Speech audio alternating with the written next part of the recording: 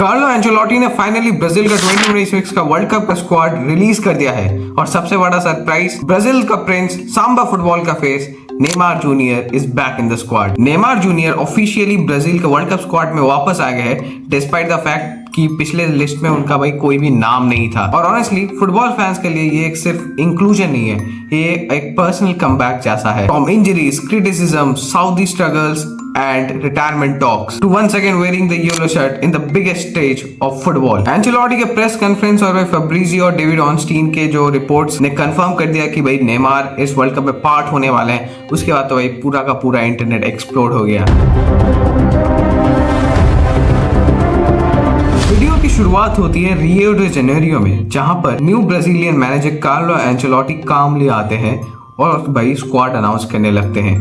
Classic भाई don Carlo Ancelotti वाली भाई। और जैसे भाई जो स्क्वाड लिस्ट वो अनाउंस होती है, फैन सिर्फ एक ही नाम का वेट करते हैं, नेमार जूनियर सांटोस। क्योंकि रिमेंबर मार्च फ्रेंडलीज के स्क्वाड में नेमार को इंक्लूड नहीं किया गया था। उस टाइम एंचेलोटी ने क्लियरली बोला था नेमार 100% फिट नहीं है। तो फैंस को और हमको भाई क्लियरली लग रहा था कि नेमार भाई इंक्लूड हो भी सकते हैं इस वर्ल्ड कप के लिए और फिर इस वर्ल्ड कप को भाई मिस भी कर सकते हैं। और ये उनका भाई कंफर्मली ये उनका लास्ट वर्ल्ड कप था। बट फुटबॉल सिनेमा से भी ज्यादा अनप्रेडिक्टेबल होता है। अगर हम ऑनेस्टली देखें, लास्ट फ्यू इयर्स नेमार के लिए नाइटमेयर रहा है। पीएसजी से एक साइड, उसके बाद सऊदी में अल हिलाल को उन्होंने ज्वाइन किया, वहां पर भाई इंजरीज के लिए नेमार सेटल नहीं हो पाए और उनके बाद वो लोन होके जाते हैं अपने बॉयहुड क्लब सैंटोस में। और सोशल मीडिया में सब तो बोल ही रहे थे कि Brazil should move on, Neymar is finished, new generation आ गई। इवन कुछ रिपोर्ट्स में तो रिटायरमेंट के टॉक्स भी शुरू हो गए थे। But the risky decision paid off. वो सैंटोस भाई वापस गए, the club where everything started, and वहीं से कमबैक की स्टोरी भी स्टार्ट हुई। सैंटोस में नेमार ने स्लोली अपना रिदम पकड़ना स्टार्ट किया।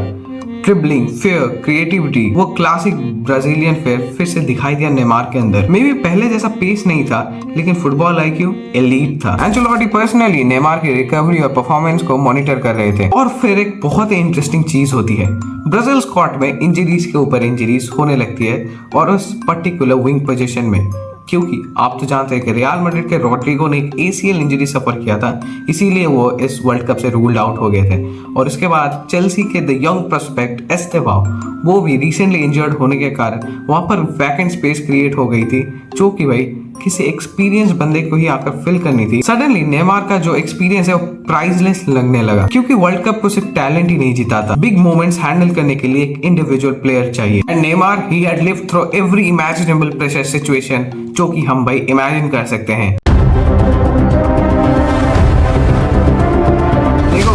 एंचेलोटी कोई इमोशनल मैनेजर तो नहीं है, ये वही कोच है जिन्होंने रियल मैड्रिड को मल्टीपल चैंपियंस लीग टाइटल भी जिताए हैं। और ड्रेसिंग रूम में भाई superstars, ego maniac like Ronaldo, Benzema, Modric, भाई एम्बापे और जो जूड बेलिंगम और जो विनी है अभी रिसेंट में, जिनको लेकर बहुत ज्यादा क्लैशेस हो रहे हैं, इनसे भी भाई टॉप लेवल के प्लेयर्स तब एंचेलोटी ने मैनेज किए थे। तो भाई ये क्लियरली भाई इमोशनल तो नहीं है। और उन्होंने अगर नेमार को भी सिलेक्ट नहीं किया होता तो उसके पीछे भी एक बड़ा लॉजिक है कि भाई नेमार फुल्ली फिट नहीं है, वो अभी भी उस टॉप लेवल में खेलने के लिए रेडी नहीं है, बिकॉज ऑफ उनके भाई जो ट्रांसफर सागा हुए, उसके बाद उनके जो इंजरीज, इतना फ्रिक्वेंट इंजरी प्रोन प्लेयर है।